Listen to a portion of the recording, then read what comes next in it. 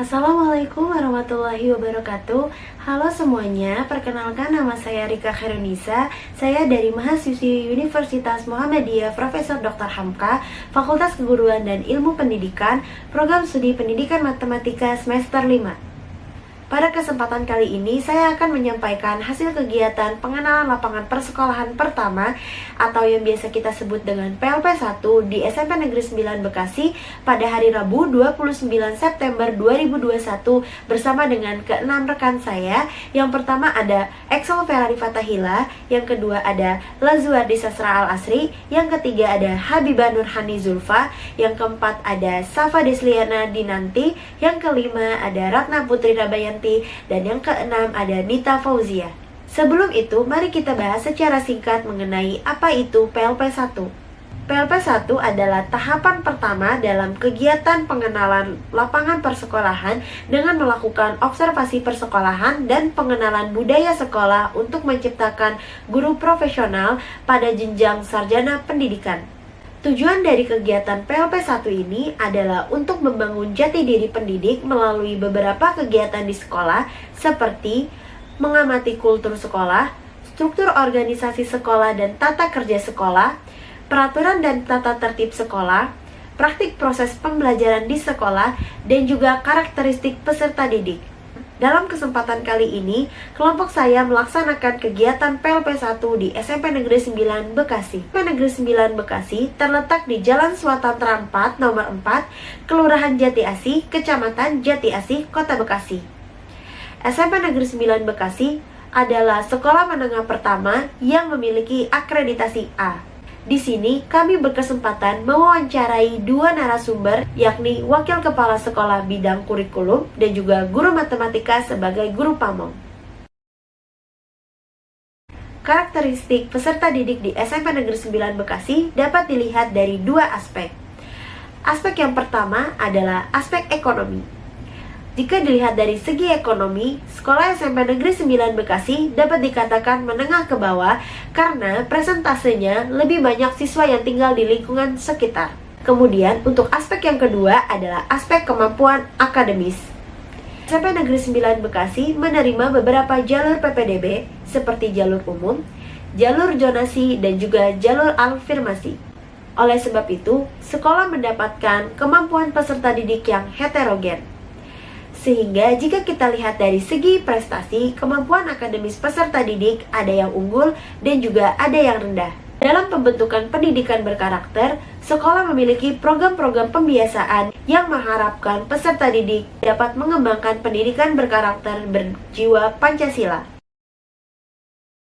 Struktur organisasi dan tata kerja sekolah di SMP Negeri 9 dipimpin oleh kepala sekolah, kemudian akan dibantu oleh wakil-wakilnya dari bidang kurikulum, bidang kesiswaan, dan juga bidang humas sarana prasarana. Wakil-wakil tersebut akan dibantu oleh staf yang disebut dengan PKS atau pembantu kepala sekolah. Staf tersebut akan dibantu pula oleh staf tata usaha dalam hal administrasi. Di dalam tata usaha juga terdapat beberapa jabatan seperti kepegawaian, kesiswaan, sarana prasarana, dapodik, dan juga tata laksana. Setelah itu, ada juga guru-guru sebagai tenaga pendidik. Guru di SMP Negeri 9 Bekasi berjumlah 52 orang pendidik dalam kategori PNS dan non-PNS.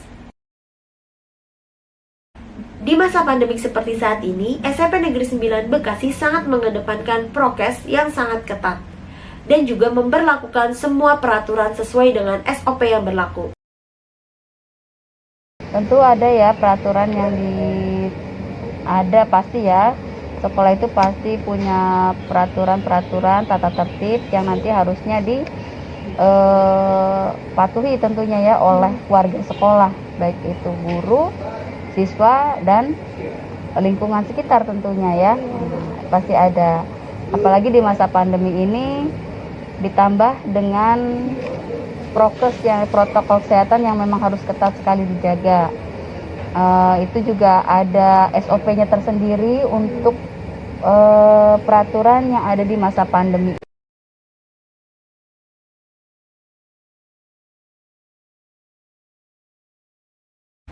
Terhitung sejak 2 September 2021, daerah SMP Negeri 9 Bekasi sudah berada dalam zona hijau. Oleh karena itu, sekolah diizinkan untuk melakukan kegiatan pembelajaran tatap muka terbatas atau PTMT. Kegiatan PTMT dilakukan dengan membagi 2 kelompok di masing-masing tingkatan kelas. Seperti 2 kelompok untuk kelas 7, 2 kelompok untuk kelas 8, dan juga 2 kelompok untuk kelas 9. Karena dalam situasi seperti saat ini, beberapa kegiatan itu dianggap sangat sesuai dengan sekolah. Selain itu, jika dilihat sebelum pandemi, SMP Negeri 9 Bekasi memiliki beberapa kegiatan rutin, seperti upacara apel pagi atau upacara bendera setiap hari Senin, kegiatan literasi, tadarus dan doa pagi untuk yang non-muslim, dan juga kegiatan-kegiatan olahraga yang dilakukan setiap hari Jumat. Selama pandemik, SMP Negeri 9 Bekasi seluruhnya melakukan pembelajaran online atau yang biasa disebut dengan pembelajaran jarak jauh. Penugasan melalui aplikasi Google Classroom di mana tenaga pendidik menggunakan akun yang telah diberikan oleh Kemendikbud. Hal tersebut dapat mempermudah tenaga pendidik karena di dalamnya terdapat fitur-fitur yang tersedia lebih banyak dan juga tidak terlalu menguras kuota internet yang dimiliki. Namun, saat ini sekolah telah menggunakan pembelajaran tatap muka secara terbatas atau PTMT. SMP Negeri 9 Bekasi menggunakan metode pembelajaran kombinasi yakni luring dan daring atau yang biasa kita sebut blended learning. Untuk kegiatan ekstrakurikuler, di SMP Negeri 9 Bekasi memiliki 10 program kegiatan ekstrakurikuler. Di antaranya Paskibra, PMR, Pramuka, Taekwondo, Tari, Paduan Suara, pencaksilat, basket, voli, dan juga badminton.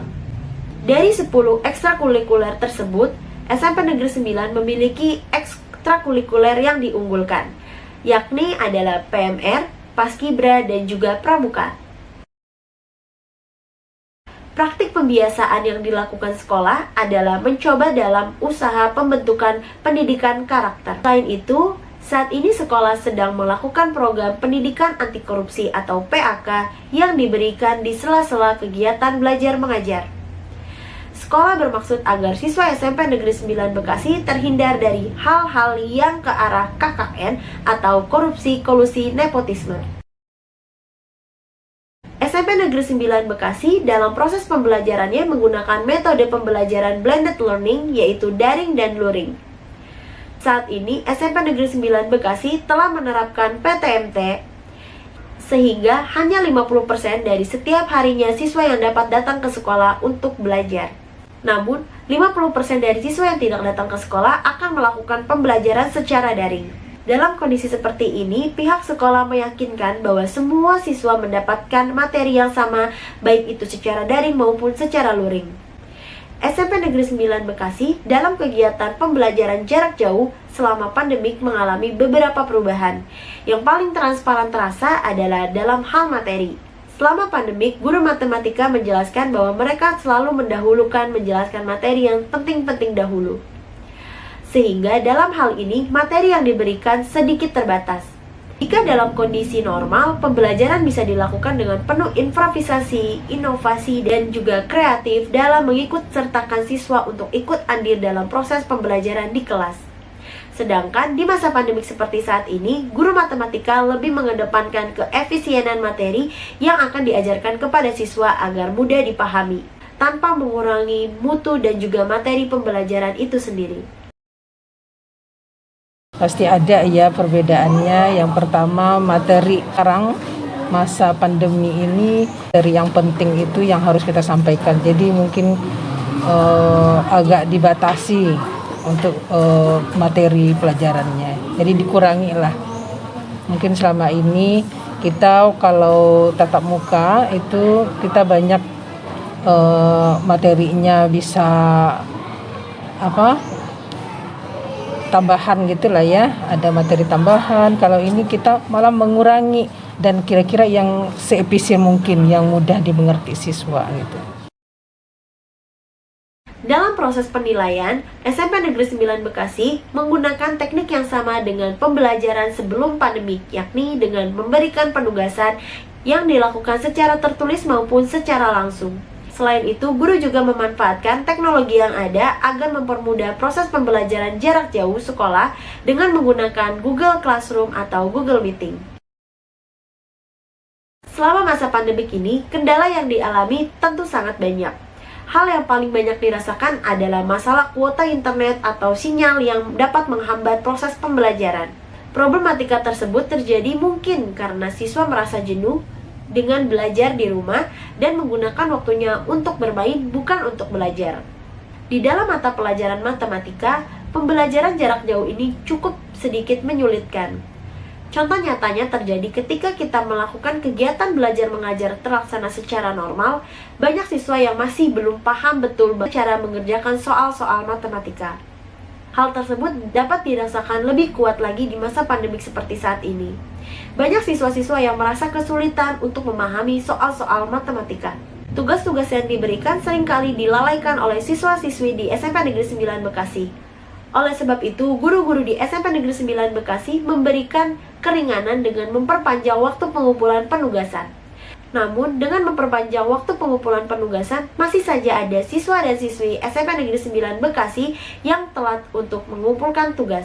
Beberapa kendala tersebut menjadikan pembelajaran menjadi tidak efektif dan tidak fleksibel.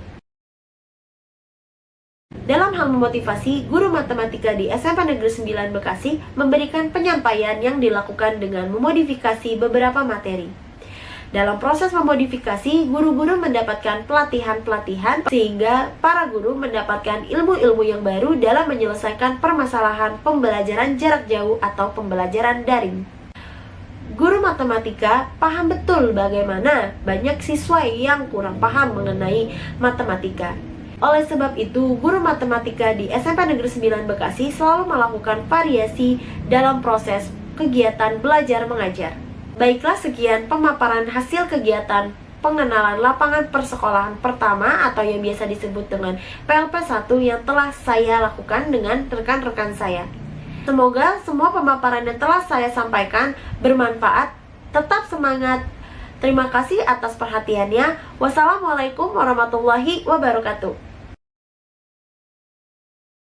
Tak lupa saya ucapkan terima kasih yang sebesar-besarnya kepada pihak-pihak yang telah mendukung kegiatan PLP 1 ini sehingga kegiatan PLP 1 ini dapat berjalan dengan lancar.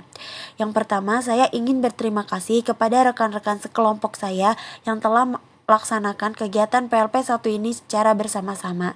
Yang kedua, saya ingin berterima kasih kepada Ibu Isnaini Handayani MPD selaku dosen pembimbing kegiatan PLP 1. Yang ketiga, saya ingin berterima kasih kepada pihak Sekolah Mitra SMP Negeri 9 Bekasi yang telah bersedia menerima kami untuk melaksanakan kegiatan PLP 1.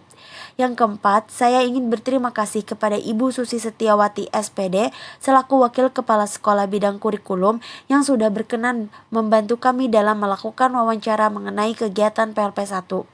Yang kelima, saya juga ingin berterima kasih kepada Ibu Indra Putri SPD selaku guru matematika sebagai guru pamong di SMP Negeri 9 Bekasi yang sudah berkenan membantu kami dalam melakukan wawancara mengenai kegiatan PLP 1. Kemudian, saya ingin berterima kasih juga untuk kepada Pak Agus yang telah membantu kami dalam proses perizinan pelaksanaan kegiatan PLP 1 di SMP Negeri 9 Bekasi. Selanjutnya, saya ingin berterima kasih kepada orang tua yang telah mendukung kegiatan PLP 1 ini di SMP Negeri 9 Bekasi. Yang terakhir, saya ingin berterima kasih kepada pihak Universitas Muhammadiyah Profesor Dr. Hamka yang telah mengadakan kegiatan PLP 1 ini dan telah memberikan izin kami